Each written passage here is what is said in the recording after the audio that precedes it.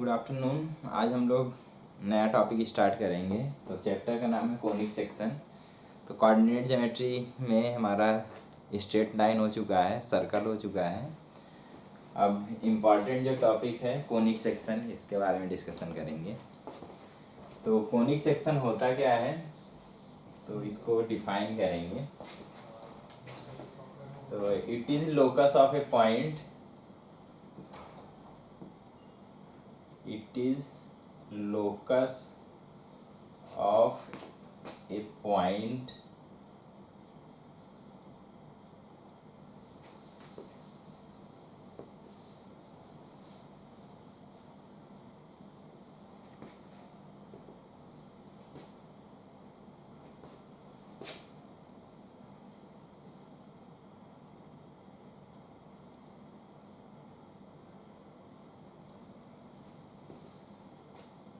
such that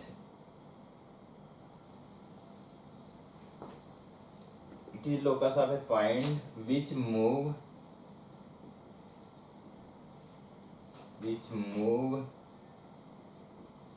such that ratio of its distance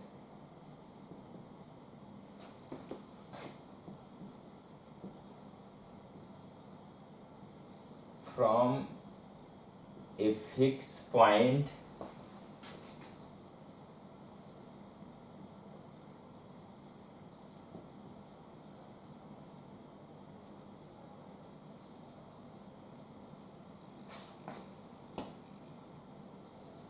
to a perpendicular distance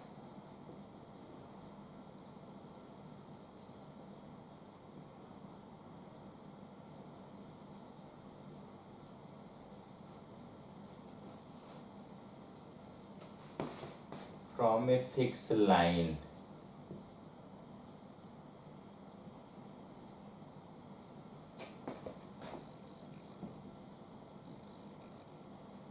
is always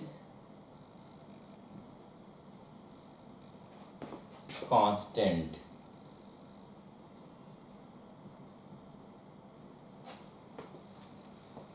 तो conic section क्या होगा, it is locus of A point which move such that ratio of its distance from a fix point two A perpendicular distance from a fix line is always constant.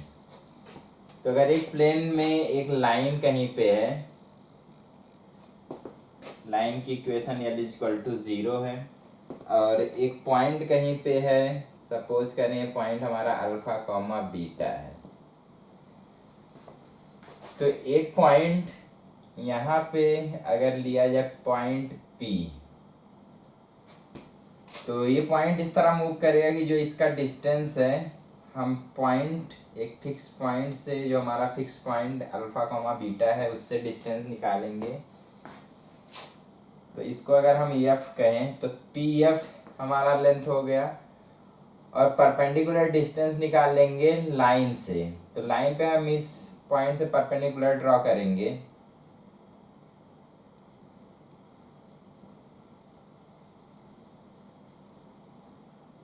तो यहाँ पे जो length बनेगा, इसको suppose करेंगे PN है, तो length of PF divided by length of PN, ये हमेशा क्या होगा, कांस्टेंट होगा अलग अलग पॉइंट के लिए। अगर इसको कहें P1 है, ये N1 है, अगर दूसरा पॉइंट एक और P2 लिया जाए, तो हम F से ज्वाइन करेंगे, तो ये जो डिस्टेंस होगा PF, और P2 का जो डिस्टेंस, परपेंडिकुलर डिस्टेंस हम निकालेंगे इस लाइन पे परपेंडिकुलर ड्रॉ करके। अगर इसको हम N2 कहें, तो यहाँ पे जो रेशियो आएगा P1F divided by P1N1 is equal to होगा P2F डिवाइडेड बाई P2N2 के। तो जितने भी पॉइंट है P1 P2 ये अगर हमारे कोनिक सेक्शन पे लाई करेंगे तो रेशियो क्या होगा, हमेशा ये सेम होगा। अगर यहाँ पे कहा जाए एक पॉइंट और कोनिक सेक्शन पे P3 है तो यहाँ से हम डिस्टेंस P3F और लाइन से परपेंडिकुलर डिस्टेंस निकालेंगे।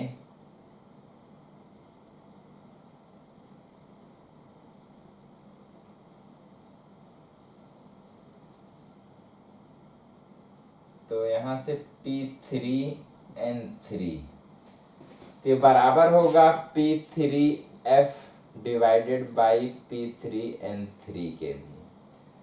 तो कह सकते हैं कि पॉइंट जैसे जैसे ही मूव करेगा हमेशा एक फिक्स पॉइंट और एक फिक्स लाइन से परपेंडिकुलर डिस्टेंस का जो रेशियो होगा हमेशा कांस्टेंट होगा। तो इस केस में हम कहेंगे कि ऐसा जो हमारा कर्व मिलेगा वो हमारा एक कोनिक सेक्शन होगा। तो यहाँ पे जो हमारे कुछ टर्म हैं, टर्मिनोलॉजी नोट करेंगे। तो जो फिक्स पॉइंट है इसको हम फोकस कहेंगे कोनिक सेक्शन का। The fix point is called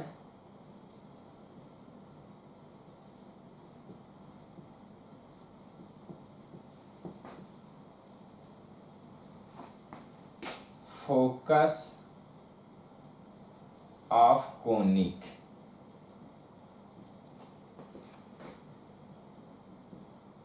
second, यहाँ पे एक फिक्स लाइन था, इस फिक्स लाइन को हम डायरेक्ट्रिक्स कहेंगे कोनिक का। The fix line is called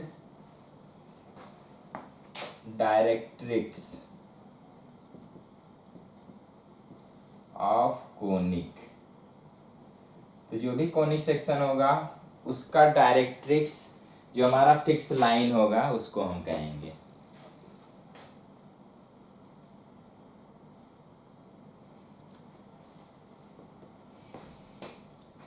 यहाँ पे जो रेशियो है कांस्टेंट रेशियो कोनिक का, हम उसको एसेंट्रिसिटी कहेंगे।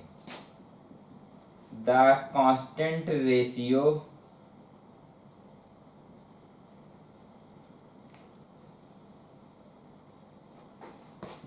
is called eccentricity।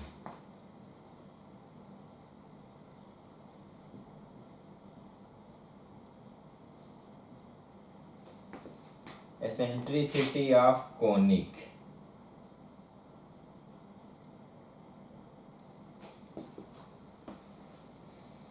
यानी यहाँ पे कह पाएंगे जो हमारा P1F अपॉन P1N1 है ये हमारा E के बराबर है।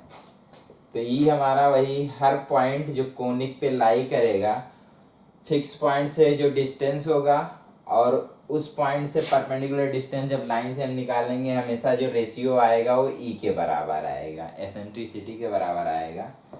उसको हम सर्कल ये जो भी कोनिक होगा उसका हम एसेंट्रिसिटी कहेंगे।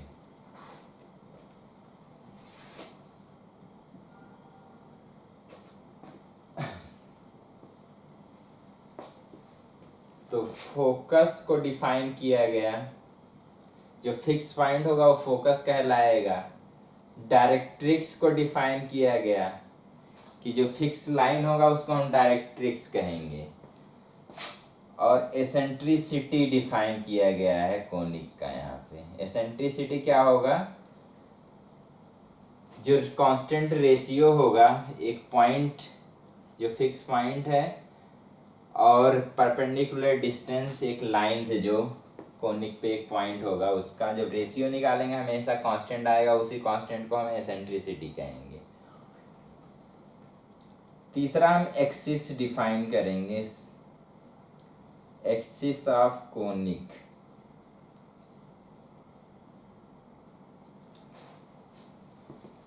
तो हमारे पास एक पॉइंट है, फिक्स पॉइंट है और एक फिक्स लाइन है।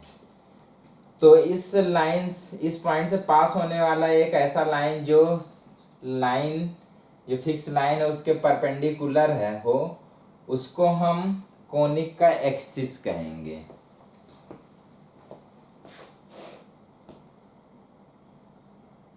it is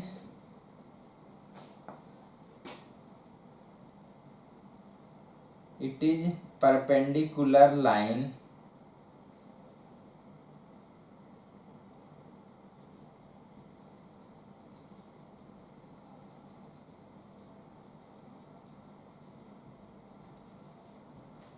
to directrix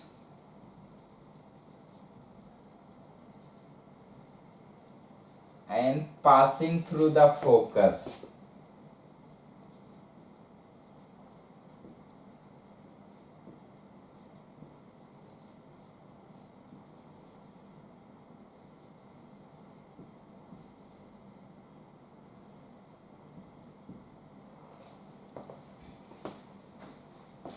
तो एक लाइन जो फिक्स पॉइंट है उससे पास हो रहा हो और जो फिक्स लाइन है उसके परपेंडिकुलर हो, तो लाइन जो फिक्स लाइन डायरेक्ट्रिक्स के परपेंडिकुलर और फिक्स पॉइंट फोकस से पास हो रहा होगा उसको हम कोनिक का एक्सिस कहेंगे। तो पॉइंट नोट कर लेंगे।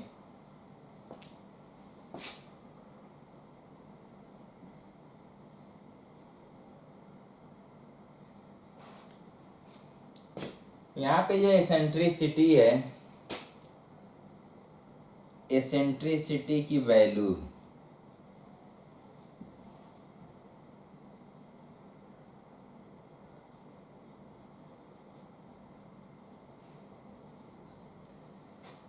अब एसेंट्रिसिटी की 3 पॉसिबल वैल्यू हो सकती है।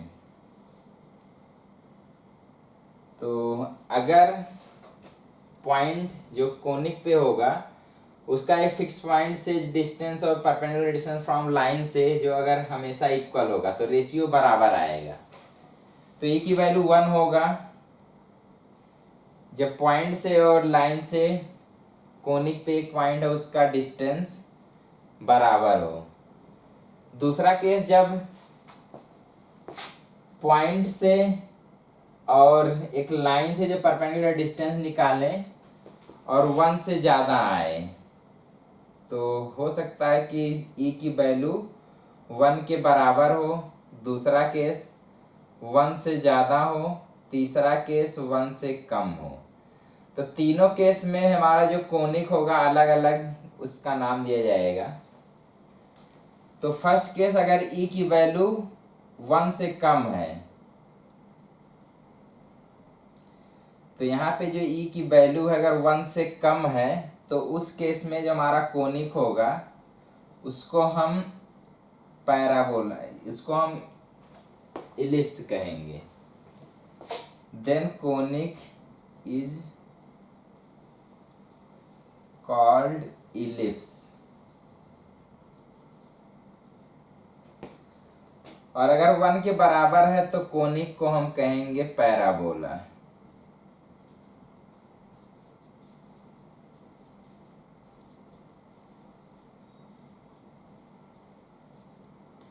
और अगर 1 से ज़्यादा है तो उस केस में हमारा जो कोनिक होगा उसको हम हाइपरबोला कहेंगे।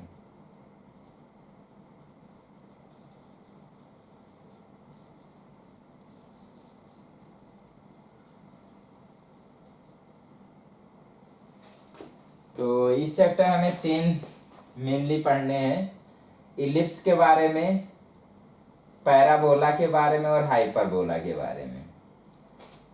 तो जब भी एसेंट्रिसिटी 1 से कम होगी तो हमारा इलिप्स होगा, एसेंट्रिसिटी 1 के बराबर होगी पैराबोला होगा, और एसेंट्रिसिटी 1 से ज़्यादा होगा तो हाइपरबोला होगा। तो कंडीशन नोट कर लेंगे, इलिप्स कब होगा? जब एसेंट्रिसिटी की वैल्यू 1 से कम हो, यानी इलिप्स पे कोई भी पॉइंट होगा तो फिक्स पॉइंट जो फोकस होगा उससे जो डिस्टेंस होगा और एक लाइन से जब परपेंडिकुलर डिस्टेंस निकालेंगे तो हमेशा जो फिक्स पॉइंट होगा उससे डिस्टेंस कम आएगा। लेकिन न्यूमरेटर हमारा पहले हम फिक्स पॉइंट से डिस्टेंस निकालेंगे, उसके बाद फिक्स लाइन से परपेंडिकुलर डिस्टेंस निकाल के डिवाइड करेंगे, इसको हम एसेंट्रिसिटी कहते हैं। तो अगर न्यूमरेटर हमारा 1 से छोटा होगा, न्यूमरेटर हमारा डिनोमिनेटर से छोटा होगा, यानी हमारा पॉइंट से जो फिक्स पॉइंट है कोनिक पे, कोई भी पॉइंट लेकर जो फिक्स पॉइंट से हम वैल्यू डिस्टेंस निकालेंगे और उसी पॉइंट का हम परपेंडिकुलर डिस्टेंस लाइन से डायरेक्ट्रिक्स से निकालेंगे, तो जो रेशियो आएगा इन दोनों का वो हमेशा 1 से कम बनेगा। जब हम पी एफ की वैल्यू कह पाए पी एन के वैल्यू से कम होगा। और ये दोनों वैल्यू बराबर होंगे तो पैराबोला होगा। और उल्टा केस हुआ कि हमारा जो न्यूमरेटर है वो डिनोमिनेटर से बड़ा हो जाएगा, तो 1 से बड़ा ही की वैल्यू आएगी, तब कहेंगे हमारा जो यहाँ पे एक कोनिक होगा उसको हम हाइपरबोला कहेंगे।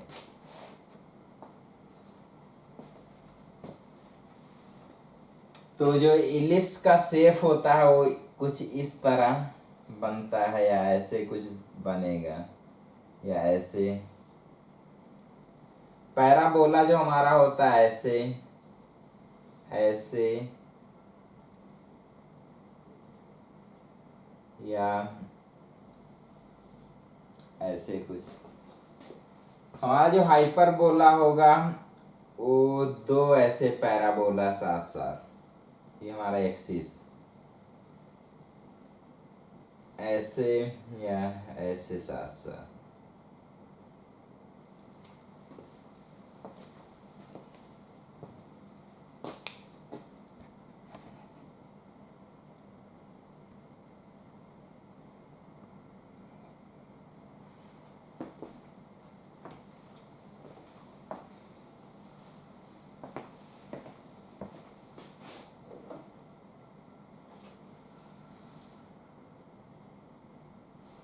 तो अलग अलग केस में हम थोड़ा पढ़ेंगे, एक बार पैराबोला पढ़ेंगे, फिर इलिप्स पढ़ेंगे, फिर हाइपरबोला पढ़ेंगे। तो स्टार्ट करते हैं पैराबोला से।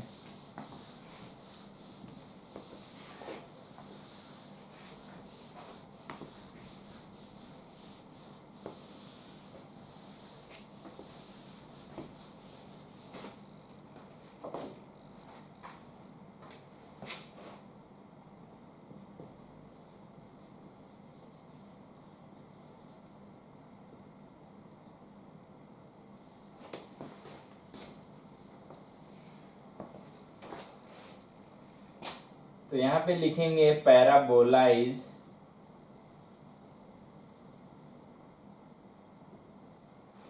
लोकस ऑफ ए पॉइंट, वही कोनिक सेक्शन जैसा डिफिनीशन लिखेंगे। Locus of A point whose distance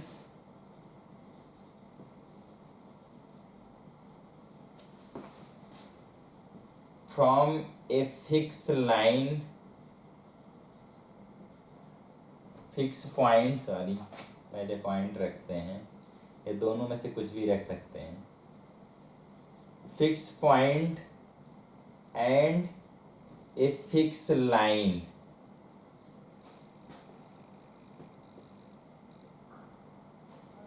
a perpendicular distance from a fixed line and a perpendicular distance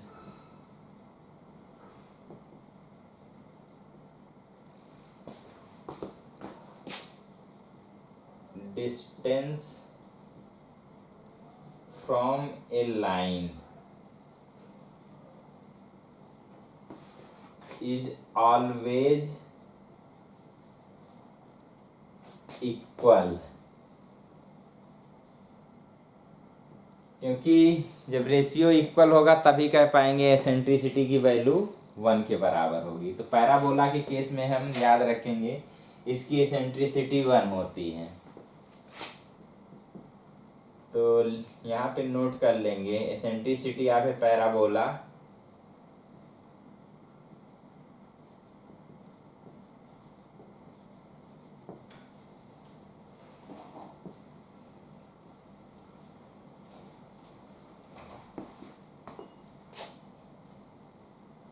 is 1।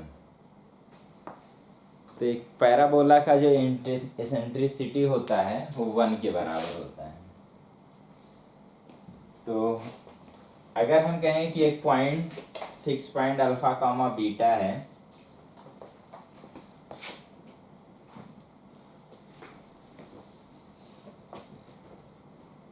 तो equation of parabola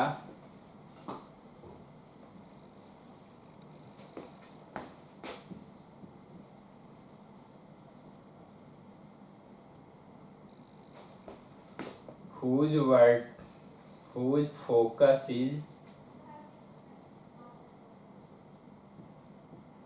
alpha comma beta and directrix is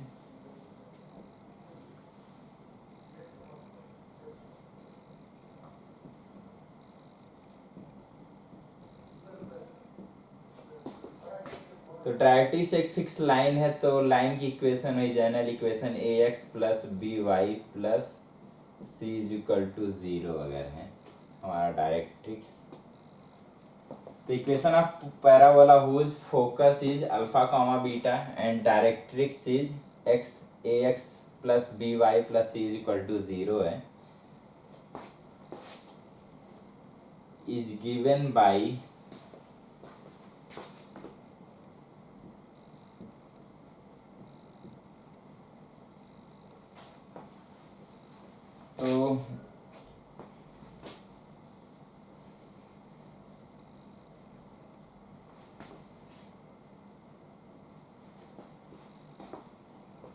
तो एक general point x comma y का distance हम इस point से निकालेंगे, या h comma के करके हम इसका डिस्टेंस निकालेंगे इस पॉइंट से। तो अगर कहा जाए कि हमारा जो पॉइंट है एच कॉमा के है, तो बन जाएगा हमारा एच माइनस अल्फा का whole square plus k minus beta का होल स्क्वायर का स्क्वायर रूट। ए डिस्टेंस हो गया है एक लाइन पॉइंट का, जो हमारा एक जनरल पॉइंट एच कॉमा के से हो गया। अब एच कॉमा के का हम डिस्टेंस इस लाइन से भी निकालेंगे, तो इस लाइन से हम परपेंडिकुलर डिस्टेंस निकालेंगे, तो एच पुट करेंगे एक्स के यहाँ पे और के वाई के जगह पे के पुट करेंगे, plus c divided by square root of x का कोफिशिएंट ए स्क्वायर और वाई का कोफिशिएंट बी स्क्वायर, इसका मॉड हो जाएगा। यानी यहाँ से हम कह सकते हैं अगर बोथ साइड हम स्क्वायर कर दें तो h माइनस अल्फा का square plus k minus beta square is equal to a h plus b k plus c divided by a square इसका whole square upon a square plus b square. तो ये हमारा जो equation बनेगा एक parabola का equation होगा, जिसका फोकस अल्फा कॉमा बीटा है और डायरेक्ट्रिक्स हमारा एक line a x plus b y plus c है।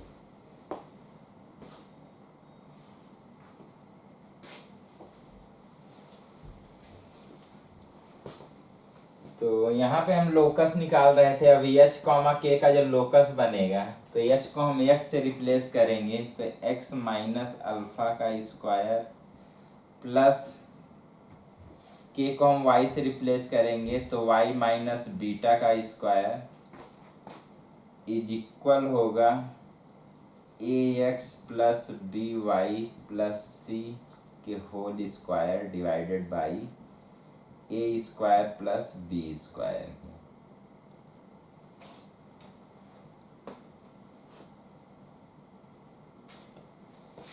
हम इसको इधर ले आके मल्टीप्लाई अगर कर लें तो यहाँ पे हमारा a square plus b square,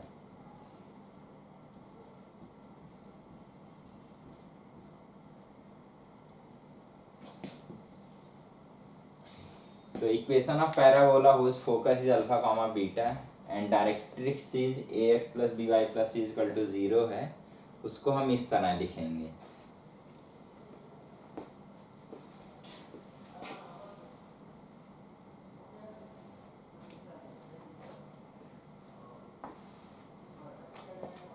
question ऐसे हो सकता है कि एक फोकस दिया हुआ है पैराबोला का और उसका डायरेक्ट्रिक्स की इक्वेशन दी हुई है, तो पैराबोला का इक्वेशन निकालना, जैसे कहा जाए find the equation of parabola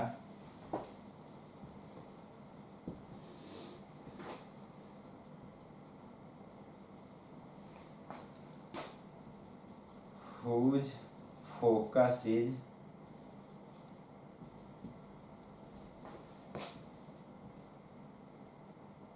one comma two and directrix is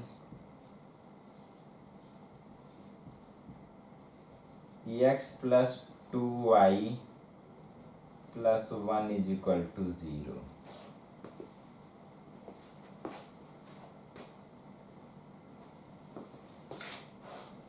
चलो 3x plus 4y निकल लेते हैं। हमें पैराबोला का इक्वेशन निकालना है जिसका फोकस 1,2 दिया है और डायरेक्ट्रिक्स की equation 3x plus 4y plus 1 is equal to 0 दिया है। तो कॉन्सेप्ट यूज करेंगे,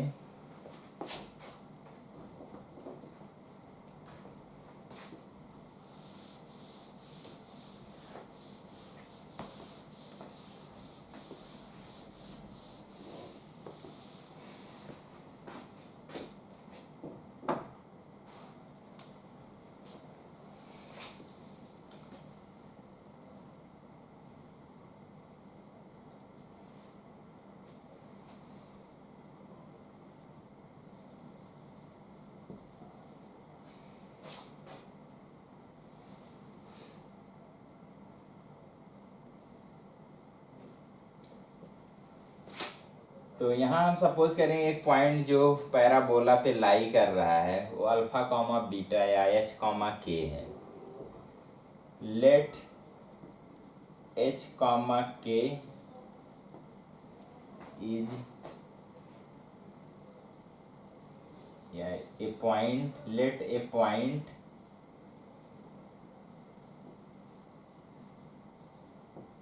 lie on parabola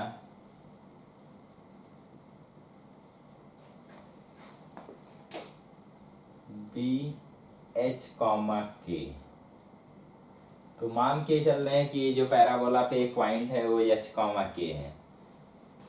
तो उस पॉइंट से हम जो एक पॉइंट हमारा फोकस है उससे जब हम डिस्टेंस निकालेंगे वो डिस्टेंस बराबर होगा उस पॉइंट का जो हमारा डायरेक्ट्रिक्स है उससे परपेंडिकुलर डिस्टेंस के। तो डिस्टेंस निकालेंगे डिस्टेंस फार्मूला यूज करके, तो एच माइनस 1 का whole square plus y minus k minus 2 का होल स्क्वायर का स्क्वायर रूट करेंगे, ये हमारा डिस्टेंस होगा एक पॉइंट का एच कॉमा के से, हमारा 1,2 है। फिर एच कॉमा के का हम परपेंडिकुलर डिस्टेंस इस लाइन से निकालेंगे। तो एच कॉमा के पुट करेंगे तो 3h plus 4k plus 1 divided by square root of 3 square plus 4 square. तो स्क्वायरिंग बोथ साइड करेंगे क्योंकि स्क्वायर रूट हटाना है इधर। तो हमारा बनेगा h माइनस 1 का whole square plus k minus 2 का whole square is equal to 3h plus 4k plus 1 का होल स्क्वायर। और यहाँ पे 9 प्लस 16 25 हो जाएगा सॉल्व होके, तो 25। यहाँ स्क्वायर कर लेंगे तो बनेगा h square plus 1 minus 2h plus k square plus 4 minus 4k। इसको मल्टीप्लाई करेंगे 25 से और बराबर होगा, यहाँ पे फॉर्मूला यूज करेंगे a प्लस बी प्लस सी का होल स्क्वायर। तो 3h स्क्वायर यानी 9h स्क्वायर 4k का whole square means 16k square plus 1 का स्क्वायर यानी 1 प्लस 2 टाइम इन दोनों का मल्टीप्लाई करेंगे तो 12 HK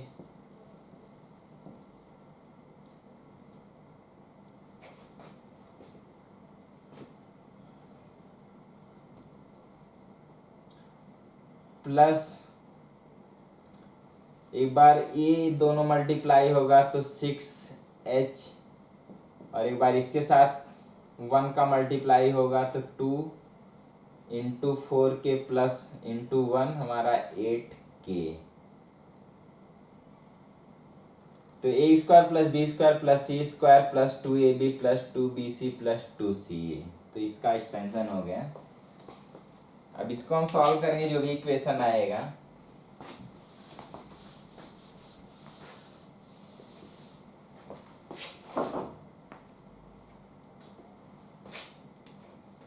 तो यहाँ से 25H² इसको ले आके इधर सॉल्व करेंगे तो 16H²।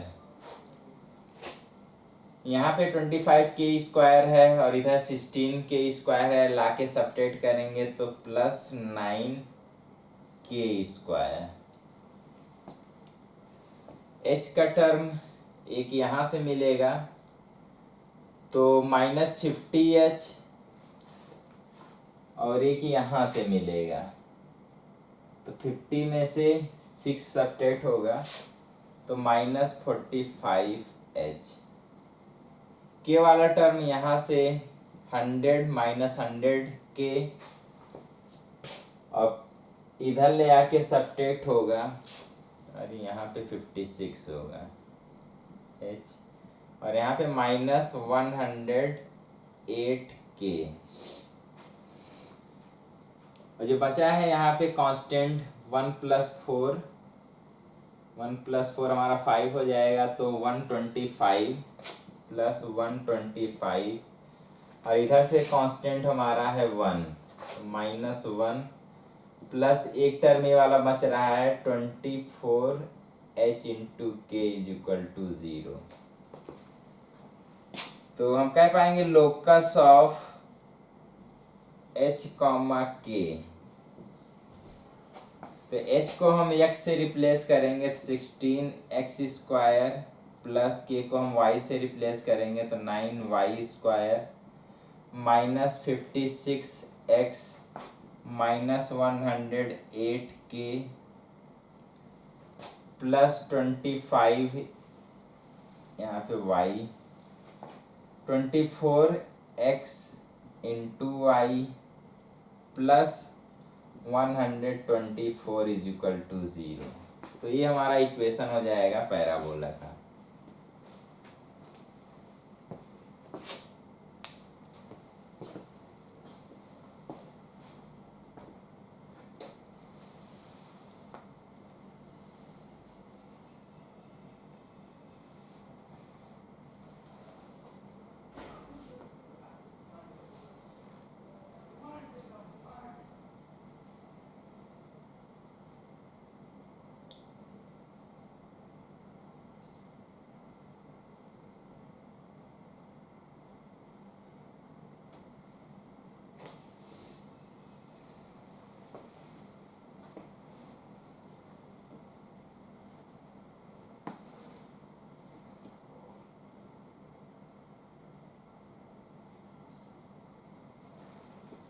तो 2 डिग्री में x एंड y में जो इक्वेशन होगा वो पैराबोला को भी कभी कभी रिप्रेजेंट करेगा, कभी कभी पेयर ऑफ स्ट्रेट लाइन को भी रिप्रेजेंट करेगा। तो जो भी 2 डिग्री का हमारा x एंड y में एक इक्वालिटी इक्वेशन बनेगा वो एक न एक कोनिक सेक्शन को रिप्रेजेंट कर रहा होगा। तो यहाँ पे एक हमारा जो पैराबोला उसको रिप्रेजेंट कर रहा है।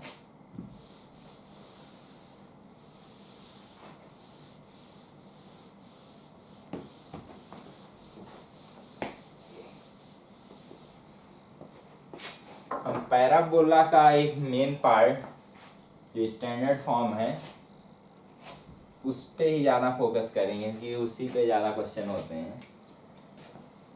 तो ऐसा पैराबोला जिसका focus standard form of parabola.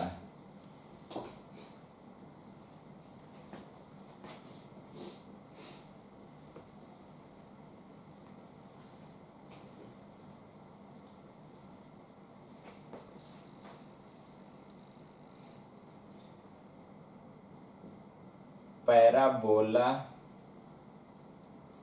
With focus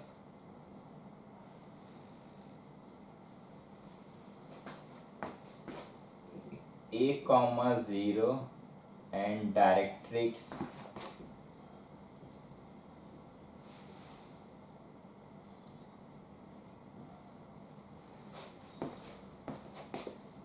x plus a is equal to 0। तो एक पैराबोला हम देखेंगे जिसका फोकस A,0 है और डायरेक्ट्रिक्स जो है a x plus a is equal to 0 है। यानी अगर यहाँ पे एक एक्स वाई प्लेन बनाए, हमारा वाई एक्सिस है, ये वाला एक्स एक्सिस है, तो A,0 हमारा एक्स एक्सिस पे एक पॉइंट सपोज करें यहाँ पे कहीं पे A,0 है। तो ए हमारा अगर पॉजिटिव रियल नंबर है तो इधर राइट साइड में पड़ेगा A,0 और यहाँ से हमारा बनेगा x is equal to -a, तो -a इधर बनेगा इतने ही डिस्टेंस पे। तो यहाँ पे एक पॉइंट होगा -a,0, इससे पास होने वाला एक लाइन जो y एक्सिस के पैरेलल हो, ये हमारा जो लाइन होगा वही डायरेक्ट्रिक्स या x plus a is equal to 0 के बराबर है। तो एक पैराबोला जिसका फोकस A,0 हो और डायरेक्ट्रिक्स जो है x plus a is equal to 0 है, तो कह पाएंगे जो पैराबोला होगा उसका एक पॉइंट तो हमारा ओरिजिन ही होगा, क्योंकि इस पॉइंट से देखेंगे तो ये वाला जो पॉइंट है इसका डिस्टेंस a है और इस पॉइंट से जो हमारा ये लाइन है उसका परपेंडिकुलर डिस्टेंस भी हमारा यही वाला सेम लेंथ बनेगा, क्योंकि ये वाला लेंथ a है, ये भी लेंथ है a है, तो दोनों बराबर होंगे। तो जो कोनिक होगा या पैराबोला होगा उस पर एक पॉइंट तो ये आएगा। उसके बाद अगर हम एक पॉइंट लाइन पे यहाँ पे लेते हैं और इस पॉइंट से हम एक डिस्टेंस निकालेंगे इस पॉइंट का, और यहाँ से परपेंडिकुलर जब डिस्टेंस निकालेंगे तो अभी भी इस लाइन पे अगर पॉइंट लाई कर रहा होगा तो परपेंडिकुलर डिस्टेंस a के ही बराबर है, लेकिन ये वाला डिस्टेंस अभी ज़्यादा हो गया। तो इसका मतलब जो पॉइंट होगा इस लाइन पे ना रह के लाइन के इधर कहीं पे होगा, तो इधर कहीं पे मतलब लाई कर रहा होगा।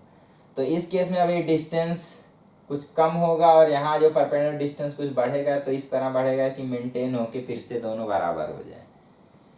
इसका तरह जब ड्रॉ करेंगे तो हमारा एक कर्व ऐसे मिलेगा,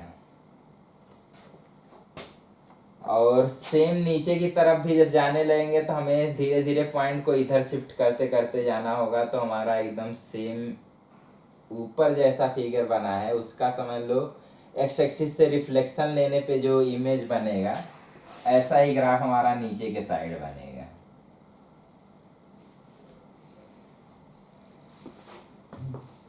जो एक्स एक्सिस है क्योंकि फोकस से पास हो रहा है और डायरेक्ट्रिक्स के परपेंडिकुलर भी है, तो जो एक्स एक्सिस है इसको ही हम पैराबोला का एक्सिस कहेंगे इस केस में।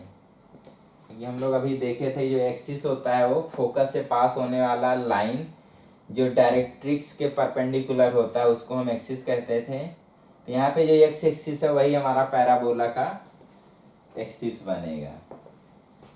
तो अब इस पैराबोला का इक्वेशन निकालते हैं थोड़ा पहले। तो let h, k lie on parabola.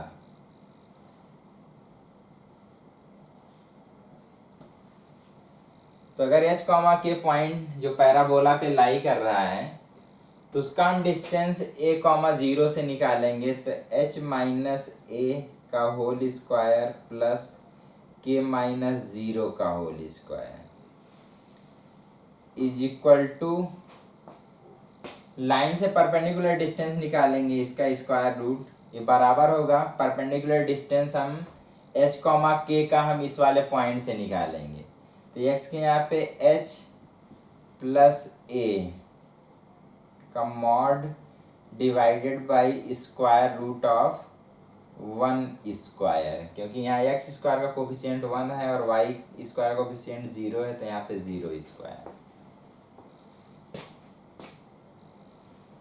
तो स्क्वायरिंग बोथ साइड करेंगे तो यहाँ पे h माइनस ए का होल स्क्वायर प्लस यहाँ पे k का होल स्क्वायर हो जाएगा और यहाँ पे आएगा h प्लस ए का होल स्क्वायर। यहाँ से हम के स्क्वायर निकाल सकते हैं, इसको इस साइड अगर ले आए तो h प्लस ए का whole square minus h minus a का whole square. A square minus b square का फॉर्मूला यूज कर लेंगे तो एक में ऐड हो जाएगा, तो जब ऐड होगा तो ए कैंसिल होके 2h और जब सब्ट्रैक्ट होगा तो 2h हमारा कैंसिल होके 2a आएगा। तो जब मल्टीप्लाई करेंगे 4ah के बराबर, तो यहाँ से हमारा जो रिलेशन एक मिलेगा कोऑर्डिनेट में वो क्या होगा, के square is equal to 4ah। तो यहाँ से हम कह पाएंगे कि ये पॉइंट जहाँ जहाँ भी मूव करेगा वही हमारा पैराबोला, यानी पैराबोला पे हर जगह मूव कर रहा होगा, यानी हम कह पाएंगे लोकस ऑफ h कॉमा के, जो पॉइंट है लोकस ऑफ h कॉमा के वो किसके बराबर होगा, इज k को हम y से रिप्लेस करेंगे तो y स्क्वायर और h को हम x से रिप्लेस करेंगे तो x 4ax। तो हमारा जो इक्वेशन आएगा y square is equal to 4ax।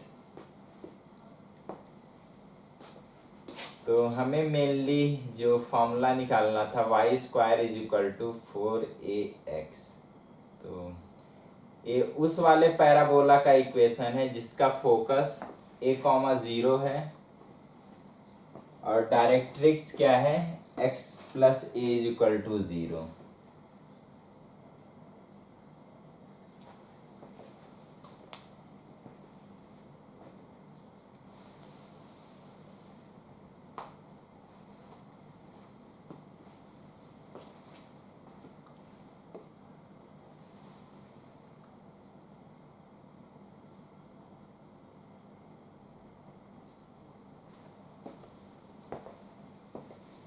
Parabola पे एक पॉइंट h कॉमा के लेंगे और क्योंकि ये पैराबोला का हम कॉन्सेप्ट जानते हैं कि एक जो पॉइंट होगा पैराबोला पे उसका फोकस से जो डिस्टेंस होगा और डायरेक्ट्रिक्स से परपेंडिकुलर डिस्टेंस होगा दोनों बराबर होंगे, तो वही कॉन्सेप्ट यूज करेंगे और यहाँ से एक रिलेशन h और k में मिल जाएगा। तो h को हम x और k को हम y से जब रिप्लेस करेंगे तो एक रिलेशन जो आएगा x एंड y में वो कह पाएंगे पॉइंट जो पैराबोला पे लाई कर रहा होगा उसको रिप्रेजेंट कर रहा होगा।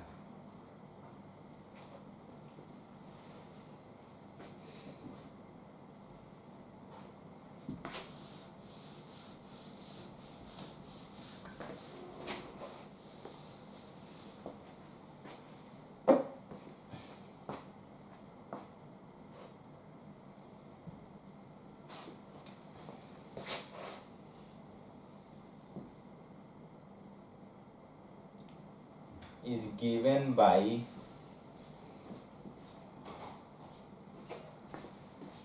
तो हमारा जो इक्वेशन मेन है y square is equal to 4ax,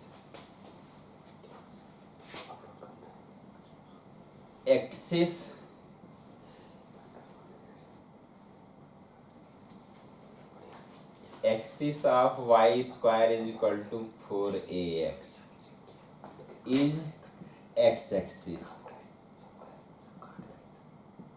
यहाँ पे देख सकते हैं x एक्सिस जो हमारा होगा वही पैराबोला का भी एक्सिस होगा।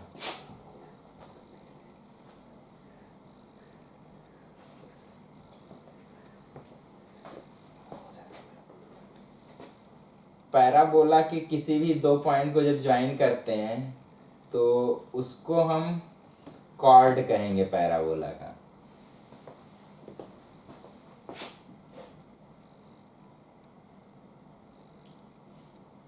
Chord of parabola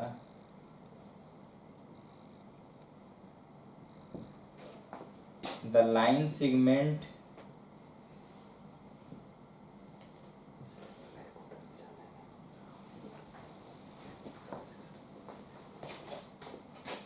formed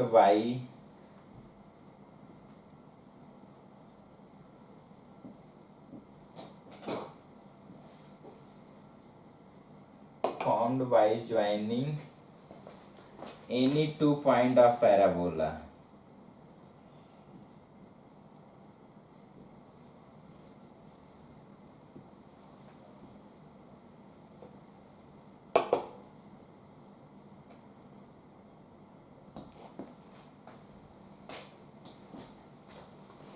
तो पैराबोला के